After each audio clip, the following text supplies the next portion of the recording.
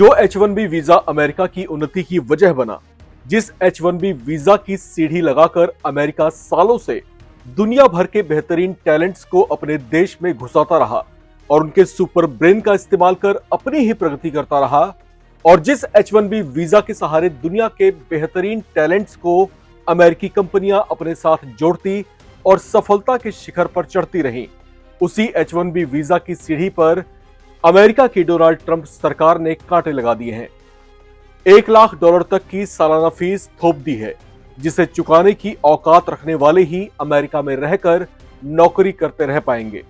Donald Trump शायद ये भूल रहे हैं कि एक दौर में इसी H1B वीजा के सहारे एलन मस्क, सुंदर पिचाई और सत्य नडेला अमेरिका पहुंचे थे और दुनिया के टॉप CEO, इनोवेटर्स और डायरेक्टर्स बने थे। ये अमेरिका की अर्थव्यवस्था में कितना बड़ा योगदान देते हैं, ये बताने की कोई जरूरत नहीं है। फिर क्या ये कहा जाए कि डोनाल्ड ट्रंप ने H1B वीजा की फीस बढ़ाकर अमेरिका की तेजी से बढ़ती अर्थव्यवस्था के कदमों पर बेड़ियां चढ़ा दी है? नमस्कार, मैं हूं राम विश्वकर्मा, आप देख रहे हैं राम की रिपोर्ट। अमेरिका को अत्याधुनिक टेक्नोलॉजी सेक्टर में बादशाह बनने में H1B वीजा ने काफी मदद की है, लेकिन अब प्रोजेक्ट फायरवॉल के जरिए सिलिकॉन वैली के भविष्य को खत्म करने की कोशिश की जा रही है।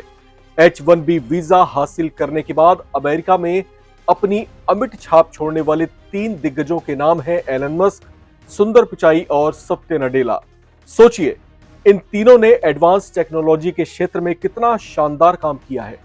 भारतीयों के लिए H1B वीजा अमेरिकी सपने को साकार करने का रास्ता रहा है, लेकिन 21 सितंबर को अमेरिकी राष्ट्रपति डोनाल्ड ट्रंप ने इस H1B वीजा पर $1 लाख की फीस लगाकर भारतीयों के लिए करीब करीब अमेरिका का दरवाजा बंद कर दिया है।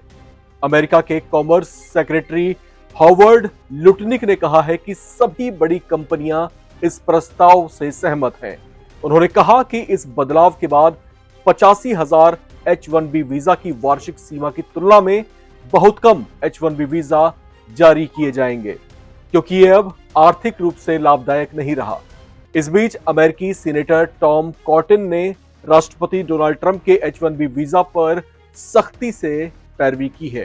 उन्होंने कहा कि यह प्रोग्राम अमेरिकी कर्मचारियों को नुकसान पहुंचा रहा है और अगले हफ्ते वे 2 नए बिल को पेश करने वाले हैं। इस बीच अमेरिकी लेबर डिपार्टमेंट ने प्रोजेक्ट फायरवॉल नाम से एक बड़ी निगरानी अभियान की शुरुआत की है, जिसका मकसद H1B वीजा के दुरुपयोग को रोकना है। इस पहल में एम्प्लॉयर्स पर सख्त जांच, उचित वेतन और अमेरिकी कर्मचारियों की भर्ती को प्राथमिकता देने जैसे नियम शामिल किए गए हैं। सोशल मीडिया प्लेटफॉर्म्स X पर कॉटन ने लिखा है कि राष्ट्रपति ट्रंप और सेक्रेटरी लुटनिक बिल्कुल सही है कि H1B वीजा कार्यक्रम में सुधारों की आवश्यकता है। अगले हफ्ते मैं 2 विधेयक पेश कर रहा हूं जो इस कार्यक्रम में बेहद जरूरी बदलाव लाएंगे और अमेरिकी कामगारों को प्राथमिकता भी देंगे। इसलिए जानना जरूरी हो जाता है कि कैसे H1B वीजा ने अमेरिका को आधुनिक टेक्नोलॉजी का केंद्र बना दिया है। दरअसल H1B वीजा ने ही अमेरिका की टेक्नोलॉजी इंडस्ट्री को वो वैश्विक धार दी है जिसकी वजह से सिलिकॉन वैली दुनिया का इनोवेशन हब बन गया है।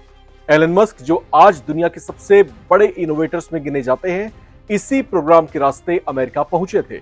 दक्षिण अफ्रीका से पढ़ाई के लिए अमेरिका आए एलन मस्क ने शुरू में J1 वीजा लिया था और बाद में उन्होंने H1B वीजा हासिल किया था। आज उनकी कंपनियां स्पेस एक्स, टेस्ला, न्यूरोलिंक और X न सिर्फ अमेरिका बल्कि पूरी दुनिया में इनोवेशन और टेक्नोलॉजी की दिशा तय कर रही हैं।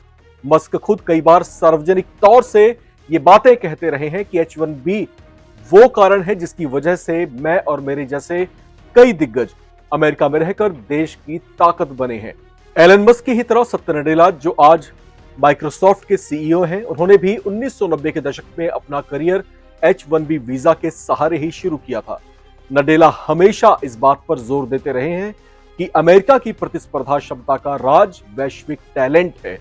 उनके मुताबिक जब माइक्रोसॉफ्ट H1B वीजा धारकों को भर्ती करता है तो वो असल में अमेरिका को दुनिया से मुकाबला करने लायक बनाता है।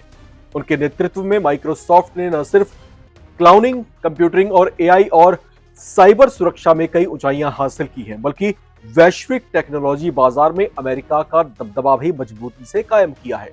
वहीं सुंदर पिचाई जो आज गूगल और अल्फाबेट के सीईओ हैं, उन्होंने भी भारत से अमेरिका का सफर H1B वीजा से ही तय किया था। भारत से पढ़ाई करने के बाद वे अमेरिका आए थे और धीरे धीरे दुनिया की सबसे बड़ी टेक कंपनी के शीर्ष पद पर पहुंच गए। पिचाई हमेशा से इस बात पर जोर देते आए हैं कि इमिग्रेशन ने अमेरिका की आर्थिक सफलता और टेक लीडरशिप में बड़ा योगदान दिया है। जब 2020 में ट्रंप प्रशासन ने H1B और अन्य वर्क वीजा पर रोक लगाई थी, उस वक्त भी पिचाई ने ट्वीट करके ये कहा था कि इमिग्रेशन ने अमेरिका की सफलता में अपार योगदान दिया है। गूगल भी आज जो है उसमें प्रवासियों की बड़ी भूमिका है। सुंदर पिचाई के नेतृत्व में गूगल ने आर्टिफिशियल इंटेलिजेंस, हार्डवेयर और क्लाउड टेक्नोलॉजी में नई ऊंचाइयां हासिल की हैं, जिससे अमेरिका वर्ल्ड कंपटीशन में सबसे आगे रहा। कुछ रिपोर्ट्स के मुताबिक अमेरिका के कुल H1B वीजा में से 71% सिर्फ भारतीयों को मिलता रहा है। ऐसे में वीजा की फीस बढ़ाने का सबसे ज्यादा असर भारत पर ही देखने को मिल सकता है। ऐसे फैसले के पीछे ट्रंप सरकार की सोच ये है कि विदेशों से कर्मचारी हायर कर अमेरिकी युवाओं के सामने रोजगार के ज्यादा अवसर पैदा किए जा सकते हैं। ऐसा बिल्कुल हो सकता है। डोनाल्ड ट्रंप सरकार का H1B वीजा फीस बढ़ाने का फैसला इस नजरिए से सही हो सकता है, लेकिन क्या ऐसा करने से वो खुद को ग्लोबल पावर के तौर पर आने वाले दशकों में भी कायम रख पाएंगे?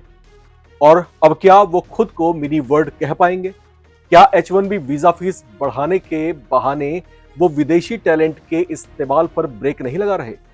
क्या इससे उनकी अपनी कंपनियों पर असर नहीं पड़ेगा, जो टैलेंट के लेवल पर कोई सैक्रिफाइस बर्दाश्त नहीं करती रही हैं और जिन्होंने अब तक अपने दरवाजे दुनिया भर के बेहतरीन टैलेंट्स और सुपर ब्रेन्स को अपने साथ जोड़ने के लिए खोले हुए थे? क्या अब उन्हें ट्रंप सरकार की जिद के चलते अपनी जेब से अपने विदेशी कर्मचारियों की फीस चुकानी पड़ेगी?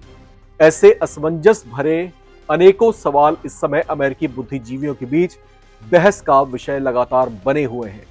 यहां पर जब से ये फैसला लागू किया गया है, तभी से लगातार बार बार एक ही बात दोहराई जा रही है और खास तौर से दुनिया के बाहरी मुल्कों से आकर के अमेरिका की शीर्ष कंपनियों के शीर्ष अधिकारी बनने वाले वो लोग जो लगातार इस बात पर जोर दे रहे हैं और शायद संकेतों की भाषा में डोनाल्ड ट्रंप सरकार को ये समझाने, ये बताने की कोशिश कर रहे हैं कि उनको शायद ये समझना चाहिए कि जब विदेशों से टैलेंट अमेरिका पहुंचता है तो उसका सारा फोकस इसी बात पर रहता है कि वो जल्दी अमेरिका से लौटकर वापस अपने मुल्क नहीं जाना चाहता।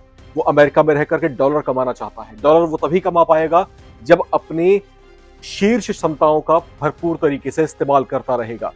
यहाँ पर संकेतों की भाषा में बार बार डोनाल्ड ट्रंप को ये समझाने बताने की कोशिशें की जा रही हैं, शायद उन तक ये मैसेज कन्वे करने की कोशिशें की जा रही हैं कि एक मामूली सी बात पर, एक छोटी सी बात पर कि हमारे युवा जो है उनको रोजगार के ज्यादा अवसर मिले, क्या इस बात से आप टैलेंट को जो है सेक्रीफाइस करना चाहेंगे? शायद नहीं करना चाहेंगे और नहीं करना चाहिए भी, क्योंकि अमेरिका का ये सिद्धांत रहा है कि हम एक ग्लोबल पावर है। हम जो है अपने आप को मिनी वर्ल्ड कहते हैं। जब अपने आप को मिनी वर्ल्ड कहते हैं तो आपके दिलों का दायरा, आपकी सोच का दायरा भी उतना ही विशाल होना चाहिए। बहरहाल इस रिपोर्ट में इतना ही। बाकी अपडेट्स के लिए आप बने रहें, देखते रहें नवभारत टाइम्स।